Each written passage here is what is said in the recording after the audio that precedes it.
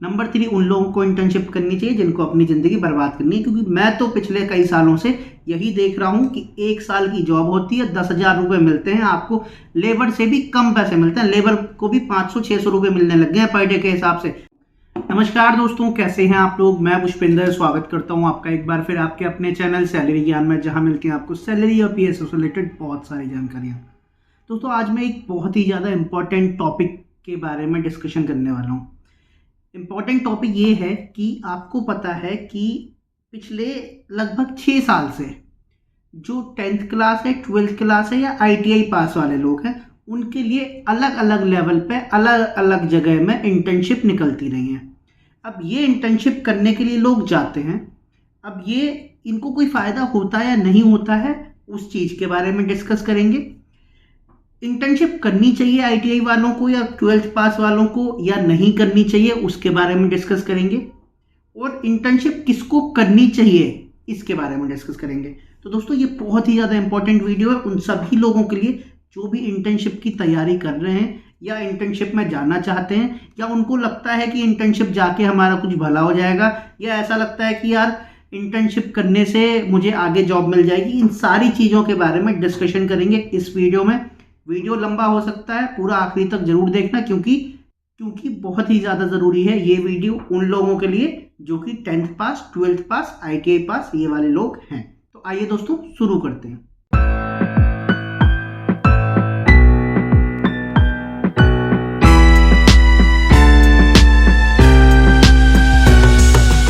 सबसे पहले मैं बताऊं कि इंटर्नशिप आप सभी लोगों को पता होगा कि 10वीं वाले, 12वीं वाले, ITI पास वालों के लिए गवर्नमेंट अलग अलग लेवल पे PSUs में और कभी कभी गवर्नमेंट डिपार्टमेंट में, PSUs में यूजुअली निकलती हैं, बट गवर्नमेंट डिपार्टमेंट में कभी कभी इंटर्नशिप निकालती है। जो हमारी फाइनेंस मिनिस्टर हैं निर्मला सीतारमण, उन्होंने इस बार के बजट में जो उन्होंने बजट दिया था, उसमें भी ये बोला गया था कि गवर्नमेंट का जो प्लान है अगले 5 साल में 1 करोड़ युवाओं को इंटर्नशिप देने का प्लान है। 10वीं पास वालों को, 12वीं पास वालों को, ITI पास वालों को इंटर्नशिप करनी चाहिए या नहीं करनी चाहिए। तो मेरा जवाब है कि इंटर्नशिप बिल्कुल नहीं करनी चाहिए। ठीक है, उसके मैं आपको रीज़न बताता हूँ और मैं आपको ये क्यों कह रहा हूँ कि आपको इंटर्नशिप नहीं करनी चाहिए। क्योंकि मैं पिछले 6 सालों से एक पब्लिक सेक्टर कंपनी में मैं जॉब करता हूँ, आपको पता है। मैं पिछले 6 सालों से सभी इंटर्न से मिलता हूँ, सभी लोगों से बात करता हूँ, और मुझे पता लगता है कि इंटर्नशिप करना आपके लिए एक फ़ायदा कम, नुकसान का सौदा ज़्यादा है। क्यों है, मैं बताता हूँ। पहली बात तो मैं पिछले 6 साल से लोगों को देख रहा हूँ कि जो लोग इंटर्नशिप कर रहे हैं उनकी क्या हालत होती है, वो लोग क्या करते हैं, क्या नहीं करते हैं, उसके बारे में सारा चीज़ अभी डिस्कस करते हैं।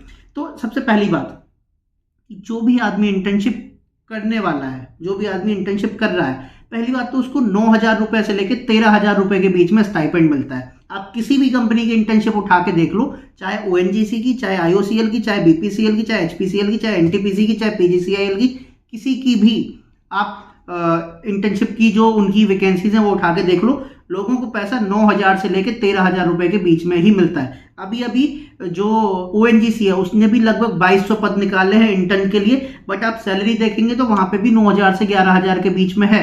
तो 9,000 रुपये से लेकर 13,000 रुपये के बीच में अगर आपको स्टाइपेंड मिलता है तो आपकी जो सेविंग है वो होनी है जीरो। क्यों जीरो होनी है? सबसे पहली बात, जहाँ पे भी आपको पोस्टिंग मिलेगी वहाँ पे आपको 4,000 रुपये का लेना पड़ेगा घर। 4,000 रुपये में मिनिमम बता रहा हूँ, दिल्ली बॉम्बे जैसी जगह में तो आप 4,000 रुपये में रह भी नहीं सकते। तो अगर आप C क्लास सिटी में जाते हैं, सपोज करिए आप अम्बाला में जाते हैं, आप झांसी में जाते हैं, बिहार के किसी एक जगह पे चले जाते हैं, तो C क्लास सिटी में अगर आप जाते हैं तो आपको 4,000 रुपये का कमरा लेना पड़ेगा। फिर आपको खाना लेना पड़ेगा, खाना खाना पड़ेगा। खाना मैं मिनिमम से मिनिमम मानता हूँ, नाश्ता करोगे, लंच करोगे, डिनर करोगे, 120 रुपये पूरे दिन का खर्चा हो जाएगा। तो 30 दिन का हो गया 3,600 रुपये।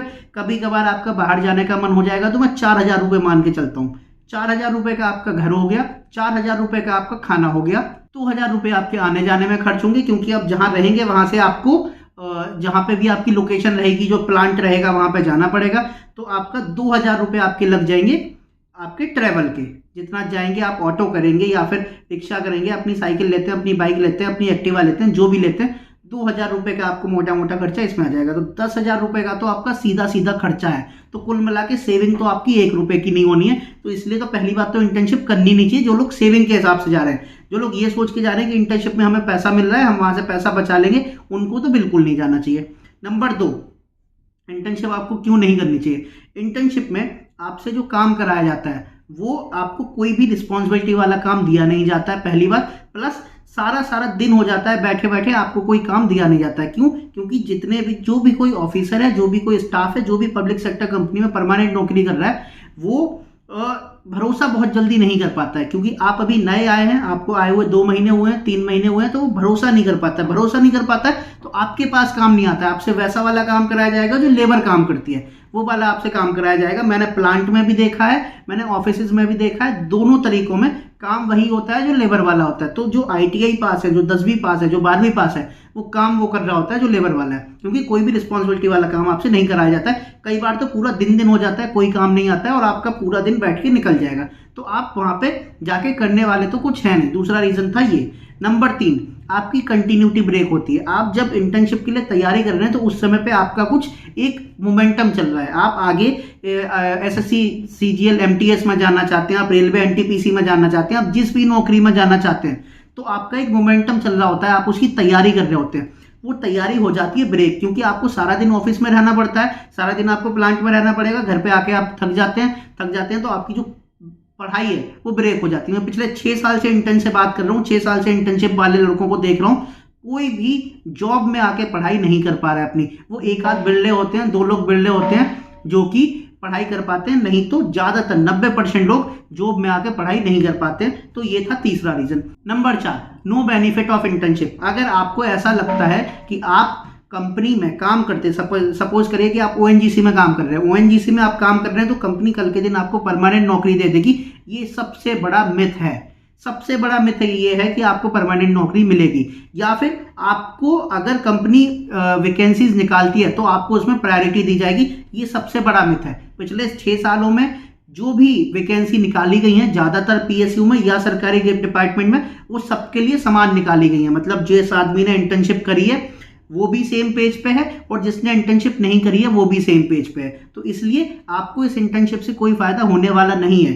अब तो ये सारी चीजें आपको, चारों रीजन मैंने बता दी। आपको हो सकता है समझ आए हो, नहीं आए हो तो आप नीचे कमेंट कर सकते हैं। बट मेरा आपसे एक ही सुझाव है कि आप इंटर्नशिप के लिए तब तक ना जाएं जब तक कि आपके घर की हालत बहुत खराब है, आपके घर की हालत ऐसी है कि आपको काम करना ही पड़ रहा है, आपके घर की हालत ऐसी है कि आपको पैसा नहीं दे पा रहे हैं आपके माँ बाप, कई बार होता है। या फिर ऐसा हो गया है कि आप अपने घर पे रहना नहीं चाहते हैं, घर पे बहुत ज़्यादा दिक्कत हो रही है, तो ऐसी चीज़ों में आप कर सकते हैं। लेकिन अगर आपके साथ ये कोई दिक्कत नहीं है तो कृपया करके आप इंटर्नशिप ना करें।